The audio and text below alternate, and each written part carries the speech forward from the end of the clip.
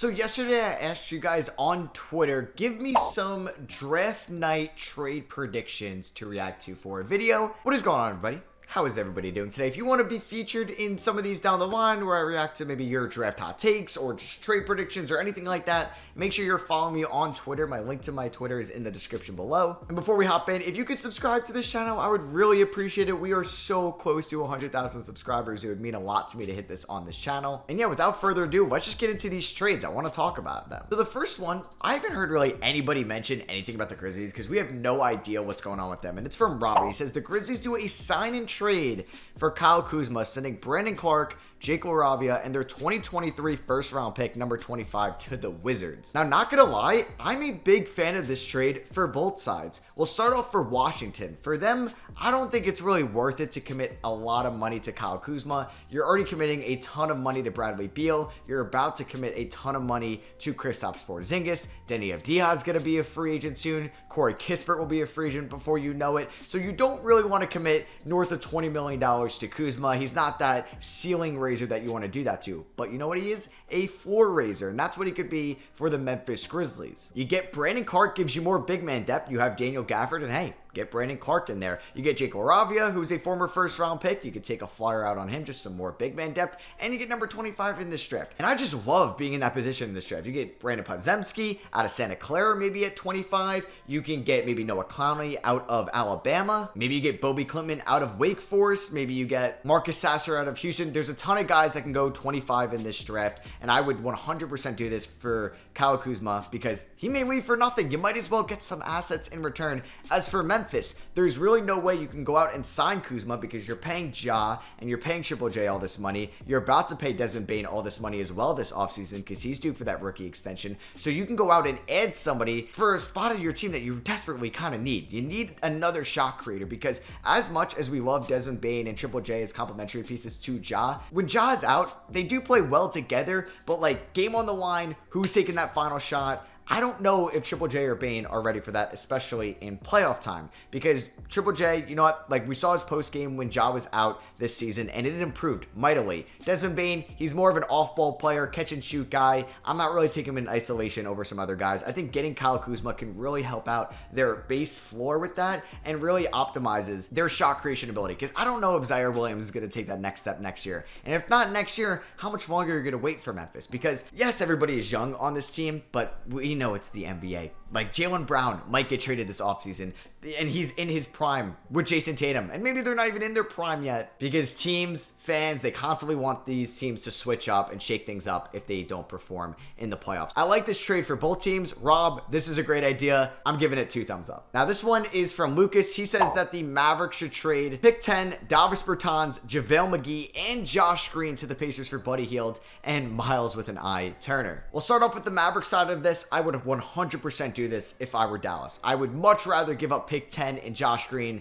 for a Hield and Miles Turner return than a DeAndre Ayton return, or maybe even just an OG Anunoby return, because Miles Turner gives you the best rim protector that they've had in a while, maybe since Tyson Chandler on the championship team back in 2011, and definitely the best rim protecting 5 that Luka has played with throughout his career. So you get somebody that gives you a massive upgrade in your defensive front court, and we saw how bad it was with guys like Dwight Powell, Maxi Kleber, Davis Bertans, just a rotation of guys that can't play defense whatsoever. So this would be huge, and you're also getting one of the most underrated shooters in the NBA who could space the floor around Luka Doncic. Remember how good Seth Curry was on the Mavericks when you put an elite three-point shooter around Luka? This would be insane, just having him out there in the corner while teams double team Kyrie and Luka. You're going to get so many wide open Buddy Hield threes. I would just love to see Buddy Hield in Dallas in general. Now for Indiana, I don't think that they would agree to this, because I think, like, yes, you could get probably a top 10, maybe even a lottery pick for Buddy Hield, because for what I just mentioned, how good of a three-point shooter he is and how much that is going to be valued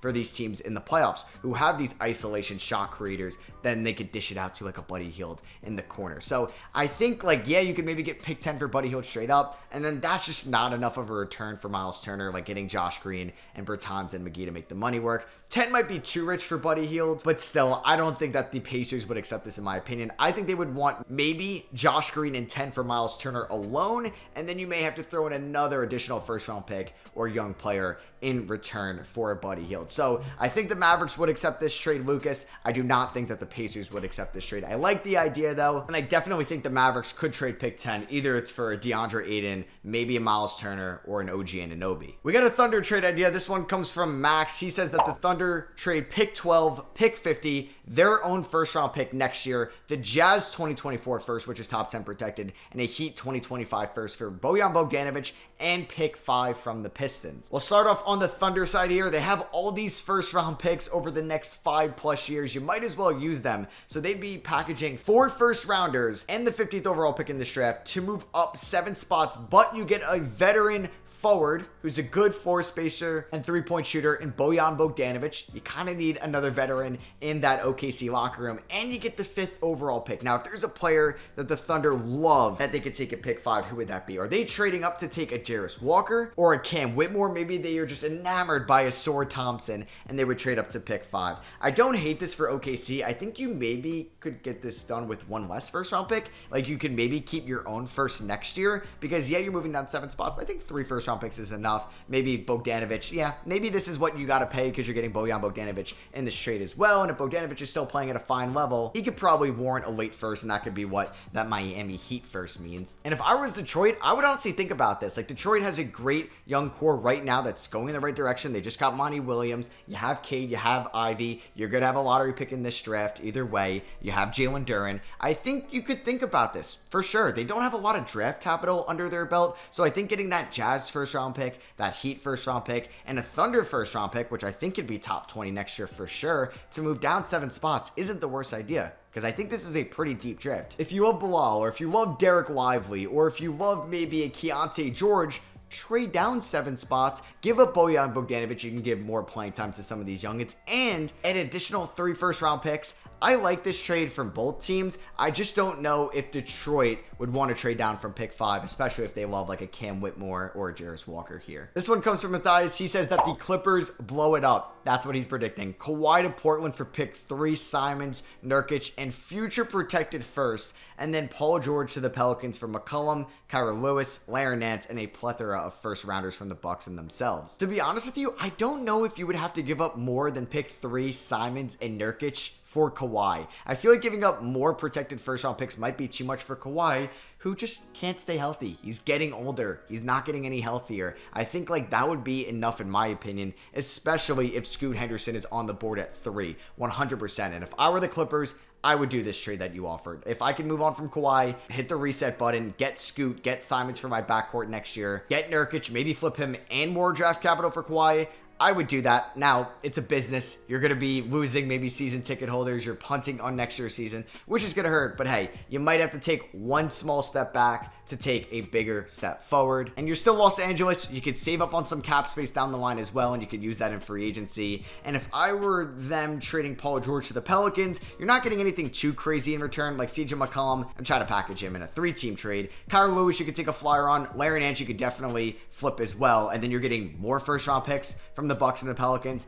I would probably do that for the Clippers side of things as well. And if you don't have your first round pick next year, you know what? You're getting some solid talent in return. You're maybe getting Brandon Miller or Scoot Henderson. Well, you definitely are at 3. You're getting CJ McCollum, good veteran. You're getting Yusuf Nurkic, Kyra Lewis, Larry Nance, Anthony Simons, and you're already adding them to like a Norman Powell, Ivica Zubac, Eric Gordon, Nick Batum. Like, it's not a terrible roster that can at least be in play-in tournament conversation next year while still getting younger, healthier, and cheaper as a team. Man, if I'm Portland though, I'm just trading Damian Lillard. I just wouldn't give up those picks for Kawhi, because even if you give up all those assets for Kawhi and you have Lillard, Shaedon Sharpe, Kawhi, Jeremy Grant, and you figure out a flyer at the 5 spot, I still don't think you beat Denver in the playoffs. Let's just say that Kawhi is going to be healthy next year and come playoff time.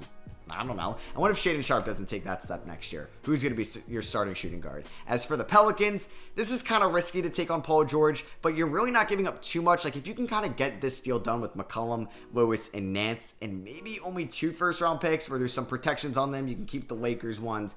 I think I would think about this, but Paul George gets hurt. their top player, Zion Williamson, is always hurt. So this is really tough to sign off on as well. And the last one comes from Spider. He says that the Rockets trade number 4 to the Raptors for OG Anunoby. No point in drafting a men and then signing Harden for 4 years, which they shouldn't do anyway. Honestly, Spider, I 100% agree with your tweet right here. I don't think that the Rockets should sign James Harden, but if they do, it's going to be for 4+ years, $200 million.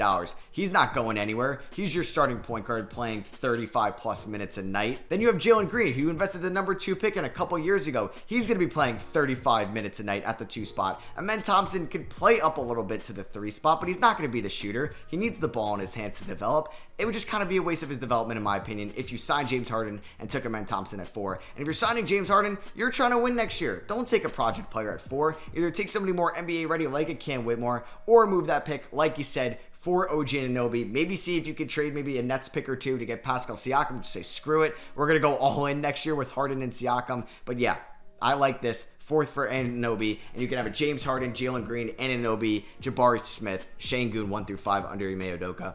I can get behind that. So yeah, those were some draft night trades that you guys let me know on Twitter. Thank you all that just replied to the tweet. We got over 50 of them. Thank you. Sorry if I didn't get to your tweet or your trade idea as well. Let me know down below any other draft night trades that you think could happen. Drop a like if you guys enjoyed this type of content. I love you guys, and I'll catch you on the next one. Peace.